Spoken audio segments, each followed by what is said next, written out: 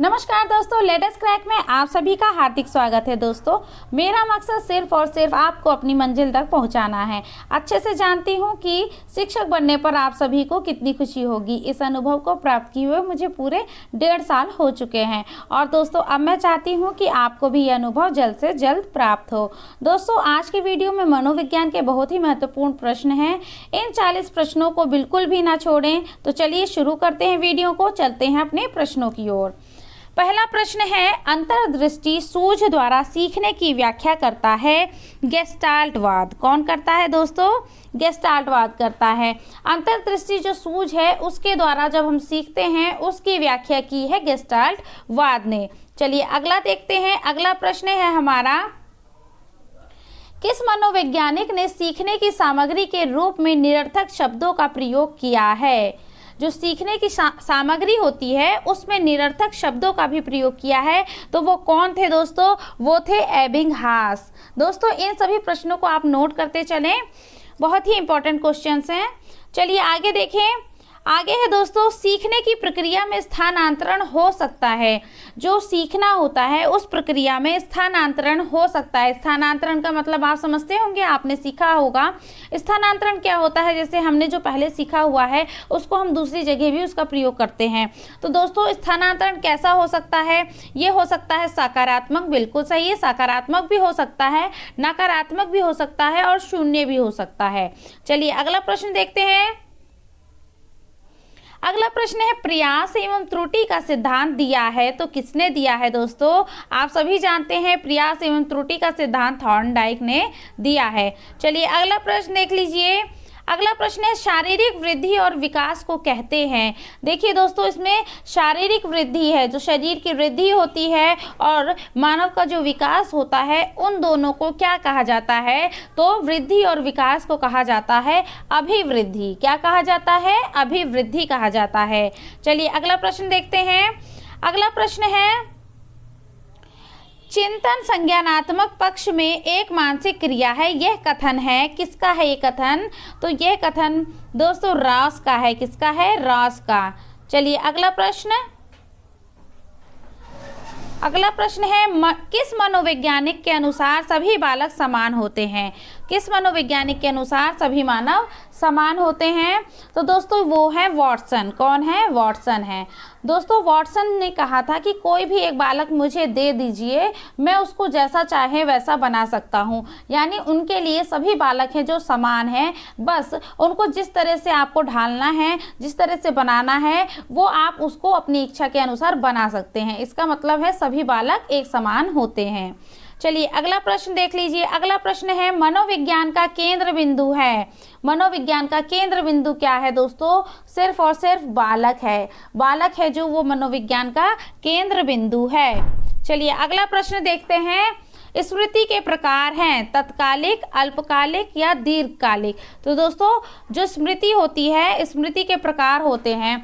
तत्कालिक भी होता है, अल्पकालिक भी होता है और दीर्घकालिक भी होता है। यानी कि जो स्मृति है, जो याददाश्त है हमारी, वो तत्कालिक उत्पन्न भी हो जाती है। जो हम पीछे भूल चुके हैं वो अचानक से हमें याद भी आ जाता है। अल्पकालिक मतलब थोड़े से समय के लिए होती है और दीर्घकालिक बहुत देर तक होती है। जैसे कि आप जो भी प्रश्न पढ़ रहे हैं, जो भी चीज़ें आपने रिवाइज की है, वो सब क्या है, कभी कभी ऐसा होता है एग्जाम टाइम में कि वो हमें अचानक से याद आ जाती है, उसे तत्कालिक कहेंगे। और कभी कभी होता है अल्पकालिक होती है, जो हम बिल्कुल भूल जाते हैं। पढ़ के तो यहाँ से गए हैं तुरंत, लेकिन हम उसे भूल जाते हैं। और दीर्घकालिक होती है, जो हमें बहुत देर तक याद रहती है, बहुत समय तक याद रहती है। चलिए अगला प्रश्न देखते हैं दोस्तों। संवेग शब्द का शाब्दिक अर्थ क्या है? संवेग शब्द है जो, उसका शाब्दिक अर्थ क्या है? तो दोस्तों, जो संवेग होते हैं, जो हमारे अंदर उत्पन्न होते हैं, वो क्या होती है? वो उत्तेजना होती है। ठीक है, उत्तेजना या भावों में उथल पुथल होती है। जो हमारे भाव होती हैं उसमें उथल पुथल होती है, हमारी उत्तेजना को ही हम संवेग कहते हैं। चलिए अगला प्रश्न देख लीजिए। देखिए, कौशल सीखने की पहली अवस्था क्या है? जो कौशल हम सीखते हैं उसकी पहली अवस्था है दोस्तों अनुकरण। अनुकरण के द्वारा ही बच्चे हैं जो वो सीखते हैं। सबसे पहले अनुकरण के द्वारा ही सीखना शुरू करते हैं। तो पहली अवस्था हो गई अनुकरण। चलिए अगला प्रश्न है मानसिक आयु के प्रत्यय का सर्वप्रथम प्रयोग किसने किया था? मानसिक आयु जो है उसका प्रत्यय किसने दिया था? तो उन्होंने दिया था विनय ने। किसने दिया था दोस्तों? विनय ने दिया था। चलिए अगला प्रश्न देखते हैं। शैशव अवस्था के लिए उत्तम शिक्षण विधि है। जो शैशव अवस्था होती है उसके लिए उत्तम शिक्षण विधि क्या होती है? तो दोस्तों बहुत सारी विधियां हैं। मॉन्टेसरी विधि है, योजना विधि है और किंडरगार्टन है। दोस्तों ये सारी शैशव अवस्था के लिए उत्तम विधियां हैं। अगला देखिए, विकासवाद का सिद्धांत दिया था। विकासवाद का सिद्धांत किसने दिया था? तो विकासवाद दोस्तों इसको जरूर नोट कर लीजिएगा, बहुत इंपॉर्टेंट है। चार्ल्स डार्विन ने दिया था। किसने दिया था? चार्ल्स डार्विन ने दिया था। चलिए अगला प्रश्न है बिने साइमन परीक्षण। दोस्तों बिने साइमन परीक्षण जो था उसके द्वारा कौन सा मापन किया जाता है? तो उसके द्वारा किया जाता है सामान्य बुद्धि का मापन। चलिए आगे देखते हैं। दोस्तों आप लोग अपनी तैयारी जोरों शोरों से कीजिए, एग्जाम आने वाले हैं।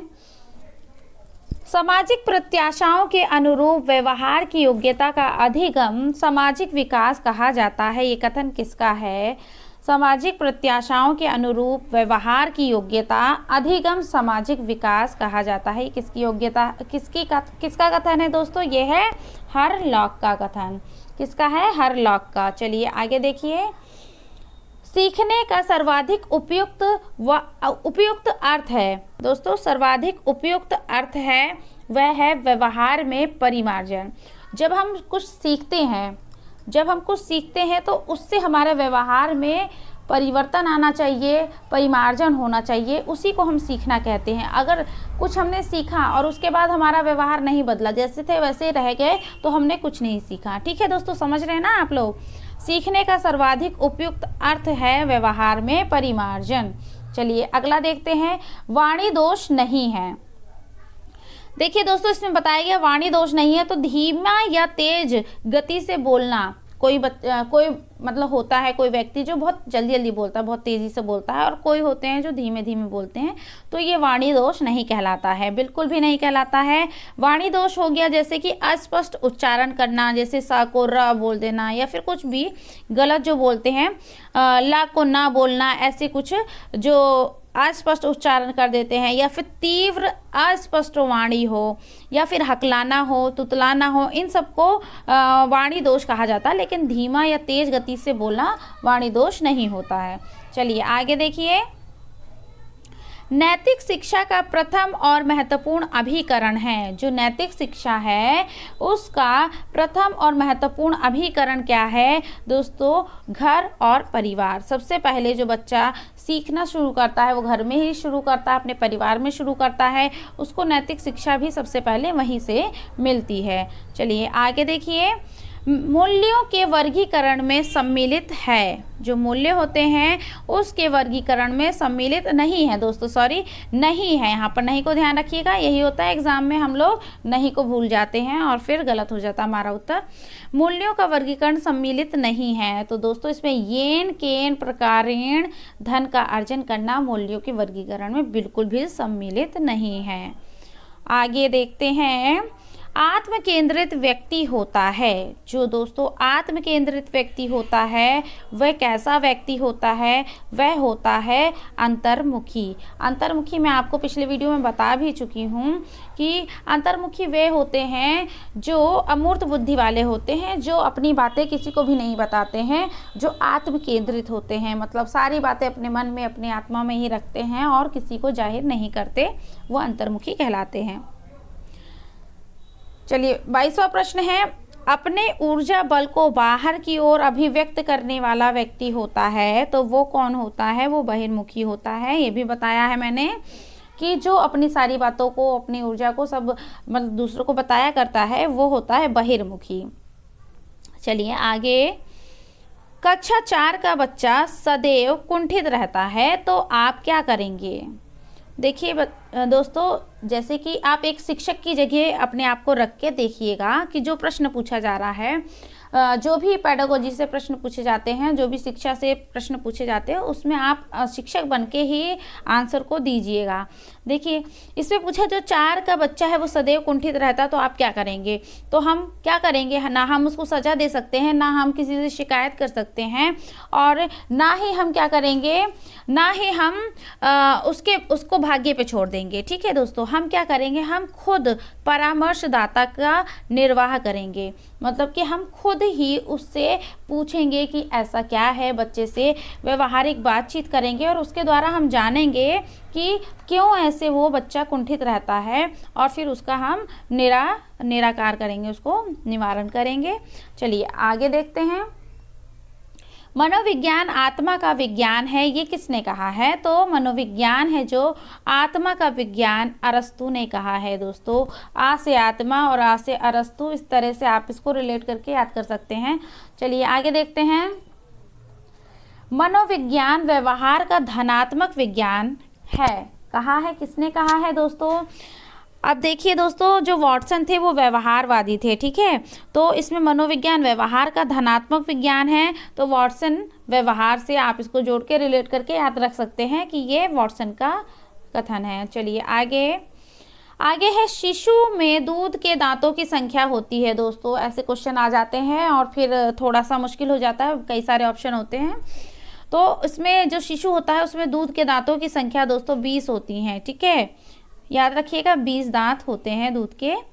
चलिए आगे देखिए, शैशव अवस्था सीखने का आदर्श काल कहा है। तो आदर्श काल किसने कहा है, जो शैशव अवस्था है उसको आदर्श काल कहा है वैलेंटाइन ने।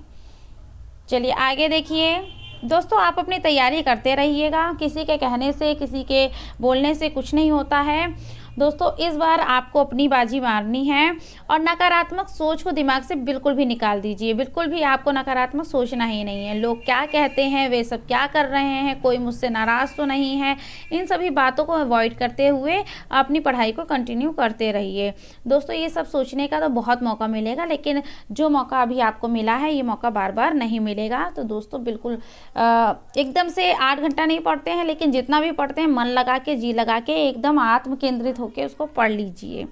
चलिए 28वां प्रश्न है, बाल्य अवस्था को मिथ्या अवस्था कहा है। तो देखिए दोस्तों, ये आप नोट करते चलिएगा, बहुत सारे ऐसे क्वेश्चन हैं जो बाल्य अवस्था, किशोर अवस्था, इनसे रिलेट हैं। वो किसने कहा है ये पूछा जाता है क्वेश्चन में।